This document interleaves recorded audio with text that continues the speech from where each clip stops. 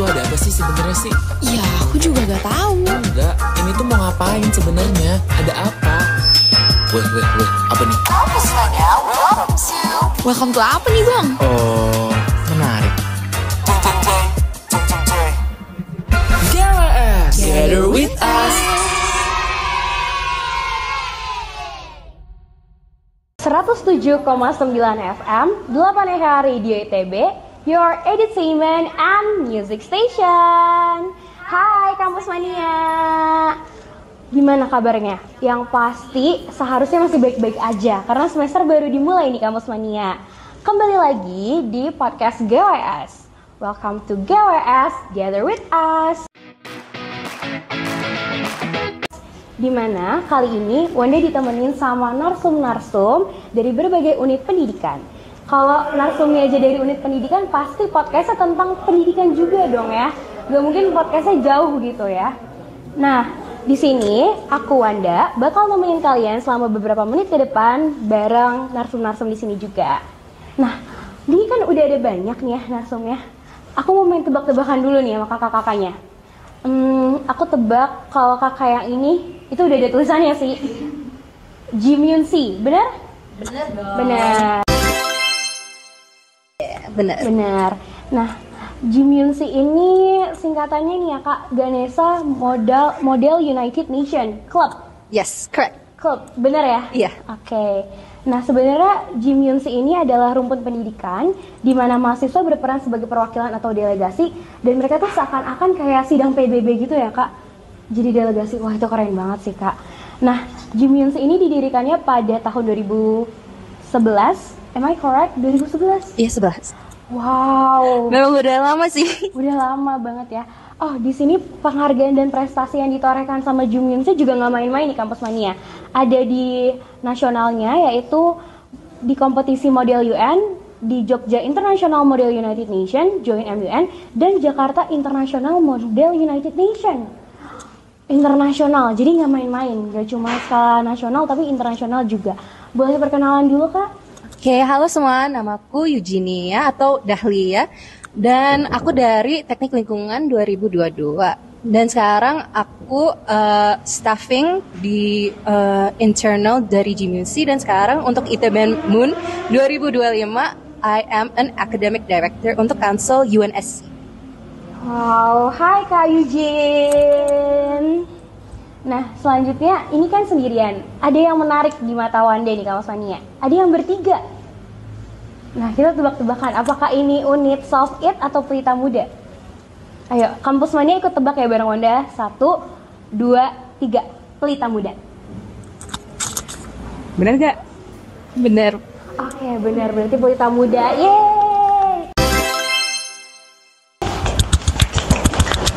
Nah, kalau Pelita Muda sendiri nih ya Kak, yang Wanda tahu, Pelita Muda merupakan rumpun pendidikan dan keilmuan yang berfokus pada kegiatan pengabdian sosial ke masyarakat. Didirikannya pada tahun 2016 itu, dan aktifnya dan berfokus pada kegiatan community development seperti mengajar anak-anak, melakukan donasi buku dan barang-barang, hingga pembangunan MCK di daerah Sabang sampai Merauke. Itu bener Kak, Sabang sampai Merauke? Betul banget. Wow, nggak kalah keren.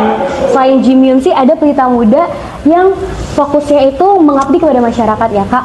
Aku jadi penasaran nih, pengen kenalan sama kakak-kakak dari Pelita Muda. Oke, jadi kenalin semuanya, aku Dean dari Teknik Kimia angkatan 2022. Di sini aku sebagai ketua dari Pelita Muda. Halo, kenalin aku Medi dari Teknik Kelautan angkatan 2022. Dan aku sebagai kadif dari kajian. Oke, halo, kenalin aku Lia, aku dari PWK 23. Di Pelmut aku jadi salah satu anggota staf spesialisasi soil mapping. Oke, kan kita udah perkenalan sama 2 unit nih. Unit terakhir nih, yang terakhir berarti dari Solve It. Benar dong ya, Solve It ITB. Rumpun pendidikan yang bergerak di bidang penelitian dan penulisan yang mewadahi mahasiswa lintas disiplin untuk berkembang melalui karya tulis ya Kak. Terus di sini Wanda lihat juga didirikannya tuh udah dari tahun 2017. Waduh, itu udah lumayan lama ya Kak. Bener banget. Nah, di sini Wanda lihat prestasinya juga nggak main-main. Pernah merebut medal dan juara di berbagai kompetisi seperti SIADC Energy Indonesia, LKTIN, Lomba Karya Tulis Ilmiah Nasional Ansira, dan yang terakhir, ini Wanda nggak salah lihat nih, Sahasak Nivamun di Sri Lanka. Aduh, berarti ini cakupannya internasional juga ya. Nah, Wanda jadi pengen kenalan banget nih. Kakak dengan siapa di mana? Nggak gitu dong ya. Oke, halo, kenalin, aku Yasmin Rumsari, biasa dipanggil Yasmin, dari jurusan Sistem dan Teknologi Informasi angkatan 2021. Di Solvit sendiri, kebetulan aku jadi koordinator umum buat periode 2024 dan 2025, jadi sebentar lagi lengser sih harusnya. Aduh, sebentar lagi lengser, sedih sih. By the way, halo Kak Yasmin. Nah, kita udah kenalan sama ketiga unit ini, unit yang sebenarnya jujur keren-keren banget. Wanda nggak expect ketemu sama kakak-kakak yang hebat hari ini. Tapi saking excitednya, jujur Wanda sampai ke bawah mimpi, Kak.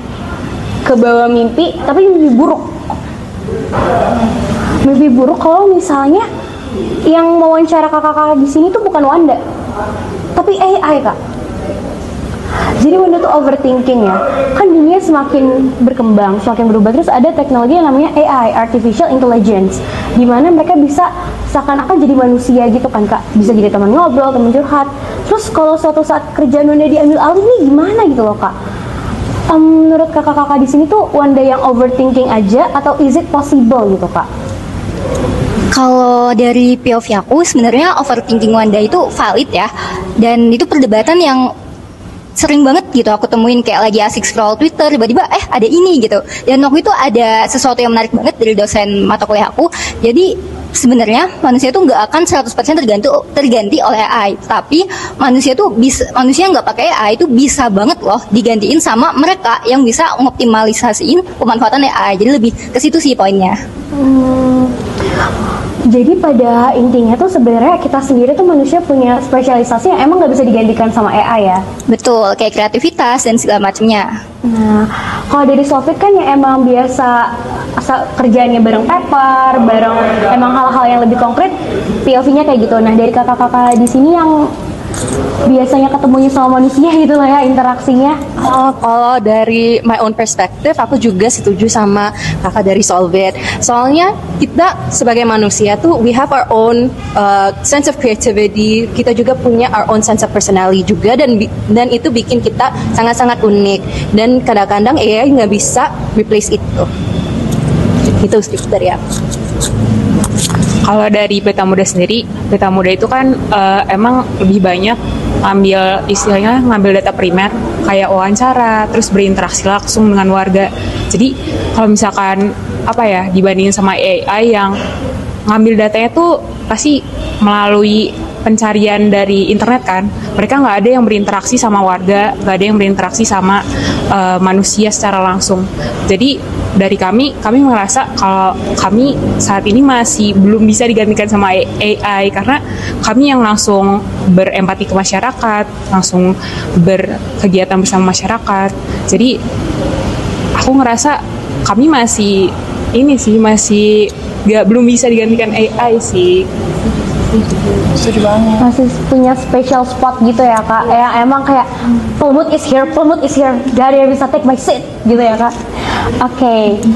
Ini kan kita udah ngomongin AI ya, Kak, di awal-awal tadi. Nah, kalau Wanda sendiri nih ya, Kak, jujur aja pada hari ini tuh judul episode GWS-nya adalah Artificial Intelligence in Student Field. Jadi gimana sih si AI ini tuh berperan dan mengambil peran dia sendiri di studi kami ataupun studi kita nih ya, sebagai mahasiswa atau bahkan adik-adik kita nih nanti di masa depan. Gak pernah expect kan, Kak, anak TK mainnya sama AI, expect gak? Enggak kan? Kalau sekarang enggak, mungkin di masa depan bisa gitu kali ya. Nah, awal dari AI sendiri yang Wanda rasain ya, Kak, mulai Wanda pakai banget tuh ketika COVID-19. Kakak di sini ada yang mulai pakai AI dari kapan atau gimana? Mulai tahu AI? Kalau aku sih mulai tahu tentang AI pas SMA. Kebetulan pas COVID juga. Tapi aku I started only using it pas kuliah gitu.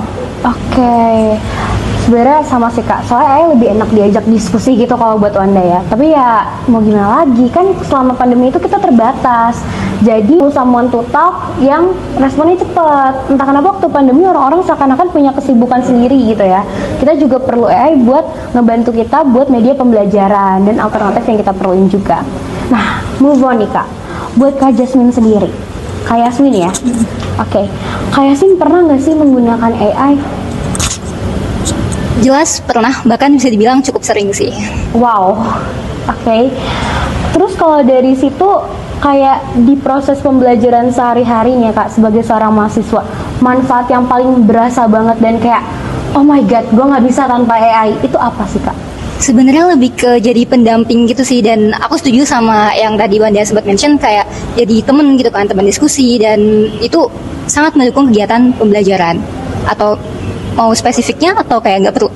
Oh, kalau spesifiknya boleh kali ya, singkat aja gitu loh Kak. Oke, jadi sebenarnya bisa buat banyak hal sih, kayak mulai kalau misalnya buat esai nih, dia tuh bisa, kita lihat suatu topik, kita tuh bisa brain dump dulu apapun yang kita pikirin dari situ, terus kita tuh kayak nanya gitu kayak ai, menurut kamu kira-kira kalau dari topik ini apa sih yang bisa aku tambahin lagi dan segala macam. Dan menurut aku pribadi, karena aku orangnya susah buat prioritasin sesuatu, jadi dia tuh bisa ngebantu banget buat ngasih batasan gitu buat lingkup, dan juga bantu cari artikel dan segala macam. Tapi bukan berarti kita bisa copy paste seenaknya gitu loh, jadi kayak bisa buat bantu revisi dan segala macam, lebih ke situ sih sebenarnya. Setuju sih Kak.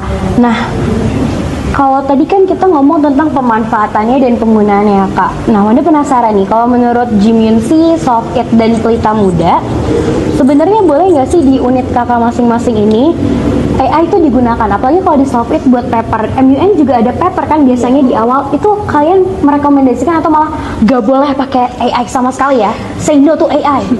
Kalau dari Jimin sih kita nggak melarang the use of AI, soalnya itu bisa ngebantu banget untuk organize our thoughts sama organize research kita juga. Tapi yang kita mau highlight itu di Jimin sih kita sangat-sangat prioritize keterampilan critical thinking, di mana kita pakai our own human brains juga. Soalnya that cannot be replaced with AI, dan cara kita pikir itu sangat-sangat penting untuk win the competition deh pokoknya, dan bikin paper yang suited to unique to us gitu pokoknya. Kalau di Pelita Muda sendiri sih sebenarnya nggak ada larangan, tapi yang udah dijelasin sebelumnya, karena kami lebih banyak mengambil data itu soal masyarakat, jadi lebih banyak tuh kayak kalau misalkan nanya AI, rasanya tuh kurang reliable gitu loh. Jadi kami lebih suka buat langsung survei ke desanya, atau misalkan kami nyari secara manual untuk data-data sekundernya gitu. Jadi ya kalau data sekunder kan kita bisa langsung tahu ya keberadaannya tuh kayak gimana. Jadi tuh kita bisa wawan-wawan orang, juga jadi tahu sebenarnya kejadiannya tuh gimana sih. Jadi kan kalau misalkan data sekunder tentunya nggak bisa dengan AI doang, dengan AI gitu. Karena kalau AI itu bisanya dengan mencari data primer. Juga kita juga untuk beberapa poker di divisi kita itu juga bisa kayak nyari topik atau tema, itu kayak cari ide-ide dari AI gitu. Oke, ini tinggal solve it yang masalah paper yang justru beneran harus ada. Biasanya tuh ada ini, apa sih Kak, ini yang kalau ngecek ini tuh buatan AI atau bukan gitu. Oh, AI checker gitu ya, kayak buat mastiin. Sebenarnya yang menarik adalah waktu itu tuh pernah nyoba, jadi itu tuh generate dari AI, tapi ini iseng doang ya, dan ditaruh di AI satunya, itu tuh nggak kedeteksi sebagai AI sama sekali. Jadi kayak sebenarnya AI itu udah secanggih itu dan emang agak susah dibedain. Jadi sebenarnya kalau sobat sendiri sebagai wadah sama kayak teman-teman lain dari Jimunsi dan Pelita Muda, nggak ngelarang atau gimana-gimana, tapi di Solvit itu nuntut buat jadi sosok yang inovatif dan kolaboratif. Jadi beda loh kalau rasanya kita diskusi cuman sama GPT gitu misal, sama kita ngobrol diskusi bener-bener sama orang, kayak pengalamannya beda dan insight yang dihasilin itu pasti lebih unik gitu, ada POV yang bisa diungkap lebih wah gitu. Bener sih kalau Wanda setuju. Wanda tuh pernah baca-baca artikel juga kalau misalnya ada profesor yang justru dia tuh bingung kalau nilai paper mahasiswa karena dia sendiri capek nih. Ini mahasiswa tuh pakai AI atau enggak? Jadi waktu dia kebuangnya bukan buat ngerevisi tugas mahasiswanya malah jadi ini pakai AI enggak ya? Jadi waktunya jadi kayak gitu kebuangnya. Nah, kalau dari yang Wanda dengar dari kakak-kakak di sini sebenarnya AI tuh jadi kayak pisau bermata dua gitu ya kak, mengasih kita efek positif jujur iya yang udah dikasih tahu sama kakak tadi, sama negatif. Dimana kalau Wanda sih concernnya kan selama kita cari data sebenarnya ada proses berpikir ya kak, kayak critical thinking kita diuji, cara kita skimming dokumen, cara kita gunain literasi dan juga ngambil narik kesimpulan yang baik. Tapi karena AI ini kan takutnya nih kak, kita tuh jadi kehilangan kemampuan berpikir kritis gitu loh kak kalau Wanda sendiri. Terus dimention juga tadi sama Kak Yasmin masalah kreativitas. Nah sebenarnya di sini tuh ada yang mau Wanda tanyain lagi nih. Menurut Kak Eugene, sebagai mahasiswa tuh kakak pernah nggak sih kayak mempertimbangkan aspek secara etisnya gitu dalam penggunaan AI buat pembelajaran? Apalagi kita kan mahasiswa ya kak, terkait privasi data dan juga keadilan aksesnya kak. Kalau di Gimyonsi itu apa ya? Kalau kita mau membuat atau menulis sesuatu paper itu, we have to make sure that all of our work is original. Nah, kalau kita pakai AI itu kan kita nggak melarang, tapi we only use it sebagai alat berpikir juga. Nah, secara etika, we have to make sure that our own work itu memang our own work gitu dan bukan kayak dibuat seluruh sama AI kayak gitu sih. Setuju sih. Nah, kalau dari pendapat kakak-kakak di sini juga dari Pelita Muda atau dari Solve It, mungkin ada yang mau menambahkan? Dari aku cukup sih. Dari Lika cukup. Oke. Nah, kalau di ITB sendiri nih ya kak, namanya aja ITB, Institut Teknologi Bandung gitu lah ya. Kita tuh sebenarnya berdampingan banget sama yang namanya teknologi.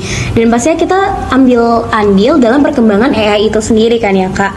Nah di sini nih dari Pelita Muda, dari Kalia, Kamedi dan Kak Dea, untuk ITB tuh ada nggak sih sebenarnya kayak pesan gitu buat ITB dalam merancang regulasi yang memastikan penggunaan AI itu tetap beretika dan bermanfaat bagi mahasiswanya? Kalau dari aku sendiri, karena concernnya tuh pasti banyak mahasiswa yang asal copy paste dari AI gitu, nggak memanfaatkan AI sebagai tools untuk melatih berpikir kritis ataupun menambah kreativitas. Nah menurut aku ITB tuh bisa ngadain workshop ataupun istilahnya membuat mata kuliah bahkan yang mengajari gimana sih cara optimizing penggunaan AI, tapi nggak cuma ya kita pakai AI itu sekedar nanya terus copy paste dan benar-benar gak menggunakan itu untuk mengasah mahasiswanya gitu. Jadi aku tuh menyarankan supaya ITB tuh mungkin bisa ya membuat workshop ataupun mata kuliah yang bisa membuat mahasiswanya itu bisa sadar kayak gimana sih penggunaan AI yang benar dan membuat AI itu sebagai katalisis pembelajaran tapi bukan sebagai tools untuk ya males-malesan gitu. Aku setuju juga sih sama yang Kak Dean bilang. Intinya kayak AI bisa jadi katalis kita sebagai mahasiswa, sama ITB juga bisa membuat sebuah regulasi yang lebih jelas lagi tentang mahasiswanya bagaimana menggunakan AI sendiri.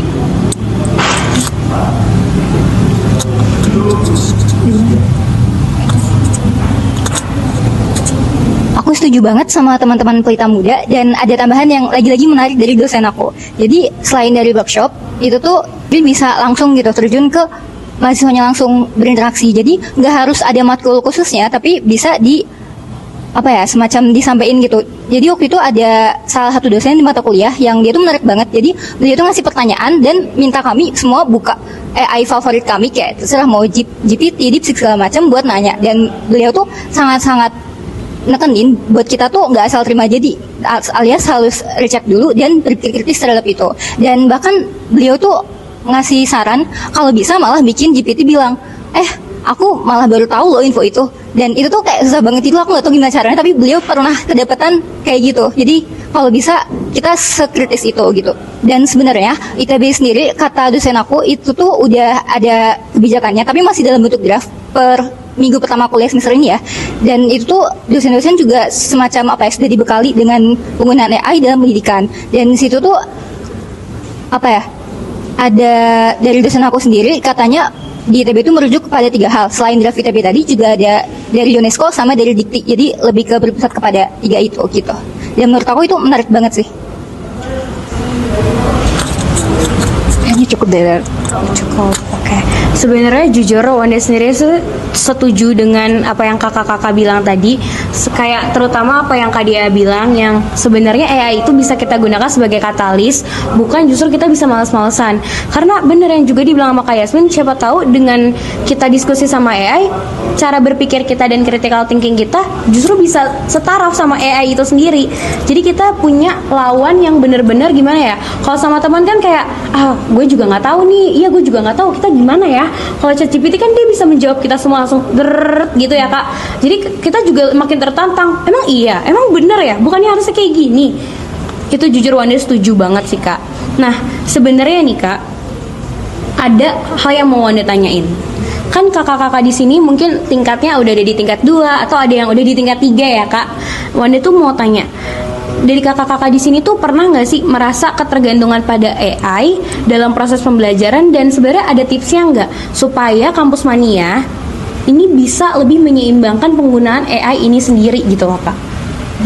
Kalau dari aku, yes, I have felt like I'm very reliant on AI, tapi my tips is untuk Kampus Mania itu palingan to make sure that kalau kamu pakai AI itu you learn something from it, dan kamu bisa pikir secara kritis kayak apakah informasi atau fakta ini benar, atau is this source that they use itu reliable atau enggak, ya kan. Terus selain itu you should also learn how to synthesize your own work gitu. So if you ask ChatGPT or AI to make your own work and whatnot, you should also be able to add your own touch to it, or add your own personality or creativity to it. Kalau dari aku. Mungkin ini aku nambahin aja, aku udah setuju banget sama Kak Eugene. Nah, tapi aku mau ini sih menambah tipsnya, jangan sampai AI itu merebut data kita sendiri gitu. Karena misalkan kalian bikin motivation letter dan itu ada data pribadi kalian tuh, atau ada yang curhat pakai AI. Nah, itu kan data pribadi kalian tuh istilahnya kesimpan di AI-nya kan. Nah, menurut aku itu cukup berbahaya sih kalau misalkan kalau apa ya, ada orang yang buka AI kalian terus AI-nya jawab sesuai dengan apa ya, kayak historisnya gitu, iya ya. Historisnya. Jadi menurut aku tuh cukup berbahaya sih. Jadi hati-hati aja, jangan sampai AI ini justru mengambil data pribadi kita gitu. Ini jujur Wanda setuju banget sih, karena teman-teman Wanda tuh banyak banget yang mereka tuh kurang percaya sama orang di sekitarnya, jadi mereka curhat ke AI. Bahkan saking parahnya itu mereka beneran AI-nya itu tahu nama lengkap mereka, tahu nama lengkap, tahu tahun lahir dan lain-lain. Wanda awalnya tuh bingung kayak ini sebenarnya etis gak ya data pribadi ini, atau sebenarnya tuh hubungan kita sama AI gimana? Soalnya Wanda pernah waktu itu coba tanya pakai AI teman Wanda karena HP Wanda mati nih Kak. Terus tanpa sengaja Kak, Wanda jadi tahu tentang hal yang seharusnya Wanda nggak tahu dari teman Wanda gitu, hal-hal pribadi. Terus di situ Wanda langsung kayak sebenarnya itu jadi pelajaran buat Wanda juga, dimana nggak boleh sebenarnya sekarang selain WA yang nggak boleh dibuka asal, kayaknya AI juga nggak boleh dibuka asal nih Kampus Mania kalau di HP teman, karena kita nggak pernah tahu dia tuh sama AI itu sampai segimananya sih ya. Jujur makasih banget buat Kak Eugene dan Kakak Dea yang udah ngasih perspektifnya mengenai etis dan kode etik dalam penggunaan AI itu sendiri. Nah, ini Wanda punya pertanyaan gong. Pertanyaan terakhir. Udah siap nih dengar? Udah siap? Oke, pertanyaan tuh ini Kak. Sebenarnya sebagai generasi muda, apa sih peran yang bisa kita ambil nih untuk memastikan penggunaan AI dalam pendidikan itu tetap beretika dan bertanggung jawab? Pasti dimulai dari lingkup yang paling kecil, yaitu diri sendiri dulu. Jadi kayak berusaha mengedukasi diri sendiri tentang risikonya. Jadi kan AI itu nggak cuma ngasih janji manis gitu yang positifnya, tapi juga ada risikonya. Bentar, aku pengen nanya dikit ke Anda. Kenapa sih mobil itu ada remnya? Buat apa ada rem gitu? Kalau dari Wanda ya Kak, Wanda nggak pernah nyupir, tapi kalau menurut Wanda biar nggak nabrak Kak, biar bisa mengendalikan mobilnya kecepatannya, tahu kapan harus berhenti, dan bisa berkendara dengan baik tentunya Kak. Kalau jalan terus nggak berhenti gimana Kak? Oke, itu perspektif yang bagus. Ada POV lain, biar kita bisa ngebut sengebut-ngebutnya. Karena kalau misalnya kita ngebut, kita tahu ada rem, kita tahu dong kayak kita bisa ngerem gitu. Nah itu juga sama, jadi kita harus tahu apa risikonya biar kita bisa optimalin AI semaksimal mungkin, tapi kita bisa meminimalisir gitu resikonya, bisa menekan hal itu gitu sih. Dan mungkin bisa sebagai unit bisa mewadahi teman-teman anggotanya buat memfasilitasi tentang mengedukasi tentang hal itu gitu. Kalau dari aku palingan I go by this rule, it's like you can use AI sebagai alat, tapi jangan pakai AI as replacement for your own brain itu. Pokoknya you have to be able to think on your own, you have to be able to think critically juga, and you also have to think about what is it can I use AI for, and not what is it can I replace AI for. Aku setuju sih sama pendapat Kak Eugene sama Kak Yasmin. Dari aku sendiri juga, aku ngerasa satu-satunya upaya tuh ada, bukan satu-satunya, tapi upaya utama adalah emang kita ngeset boundaries kita sama AI. Mana sih yang harusnya aku bisa pakai dengan AI, apa sih yang harusnya aku nggak pakai AI gitu sih. Setuju juga aku sama Kak Dean, Kak Yasmin, Kak Eugene gitu. Menurut aku kalau penggunaan AI itu nggak usah kayak terlalu sering, secukupnya aja. Misalkan kayak ada tugas-tugas yang diperlukan aja gitu, nggak perlu kayak semua tugas. Pokoknya yang emang apa ya, kita tuh nggak boleh kayak ketergantungan gitu. Mungkin kayak sebagai penutup aja, AI itu kita anggapkan sebagai teknologi ya, dan kita tuh harus tahu kayak teknologi itu udah berkembang sejauh mana. Kalau kita selalu merasa bergantung ke teknologi itu sendiri, berarti kita akan terkalahkan dengan teknologi itu dong. Makanya kayak itu bisa jadi refleksi kita sama pembelajaran kita juga, buat kita tuh melangkah lebih jauh lagi untuk lebih baik dari AI-nya malah. Kalau dari aku gitu. Oke, sebenarnya dari percakapan kita semua tadi ya, dari yang Wanda tangkap nih ya Kak. Tadi kan udah sempat di-mention juga, sebenarnya AI itu ngasih dampak positif dan negatif ke kita. Terus juga yang tadi udah Kak Eugene bilang juga, sebenarnya kita juga punya unique point, kita punya unique value as a human. Terus kalau di Pelemut juga sebenarnya sebagai unit yang terjun langsung ke masyarakat buat data sekunder yang nggak bisa pakai AI gitu. Gimana caranya wawancara AI gitu buat ngambil data dari masyarakat kan, gak reliable gitu lah ya kalau buat unit Pelemut sendiri. Nah, kalau dari yang tangkap dari diskusi kita tadi, sebenarnya memang ada konsekuensi dari penggunaan AI sendiri. Misalnya terkadang kita jadi nggak tahu kapan kita harus ngerem, terkadang juga kita bisa aja kehilangan kemampuan critical thinking kita dan juga kreativitas kita karena kita terlalu kayak, oh dengan AI jawaban yang gue dapat bisa langsung cepat, jawaban yang gue dapat bisa langsung jadi.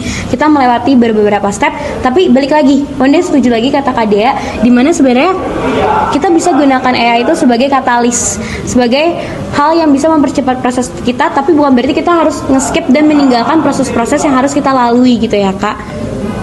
Nah, sebagai generasi muda sendiri dan terkait dengan nilai etis, itu balik lagi ke individu kita, balik lagi gimana cara kita sebaik-baiknya memperkenalkan diri kita ke AI, membuat boundaries juga ya tadi di-mention juga, supaya AI ini nggak melanggar privasi kita dan juga nggak melakukan hal-hal yang justru nggak kita pengen. Contohnya data pribadi kita bisa kesebar dan lain sebagainya.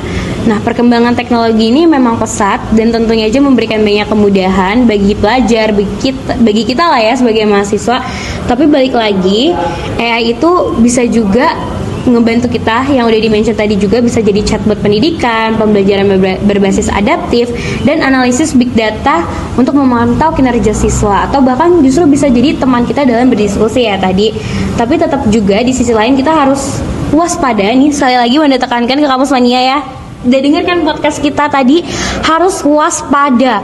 Walaupun AI itu gak seperti teman atau gak seperti manusia yang bisa menyebarkan informasi kita kayak, lu tahu nggak, gue baru dengar dari si A, dari si B kalau gini-gini. Tetap aja teman-teman, AI itu basisnya adalah penarikan data. Teman-teman gak mau dong kalau data pribadi teman-teman tuh kesebar gitu kan ya.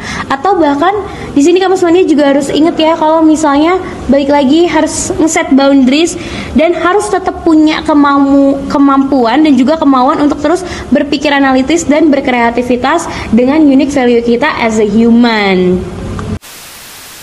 Di sini nggak kerasa, kayaknya tadi Wanda lihat di situ waktunya udah 5 jam lebih, atau kita tadi diskusi udah 24 jam nih, udah turun malah harinya. Tapi enggak dong. Kasih banget buat Solve It, buat Jim Yunsi, dan juga buat Pelita Muda yang udah diskusi bareng dan menghadiri dan meluangkan waktu di podcast GWS 2025 ini. Mohon maaf banget kalau misalnya Wanda ada salah kata, Wanda ada salah briefing dan lain-lain. Mohon dimaafkan ya, nggak kapok kan ya nanti kalau ketemu Wanda lagi. Enggak. Oke, reviewnya 10 dari 10 ya. 100 dari 10, amin, makasih. Nah, makasih banget buat Kampus Mania yang udah dengerin dan udah stay on our podcast selama beberapa menit kebelakangan ini. Semoga Kampus Mania have a nice day dan selalu happy terus.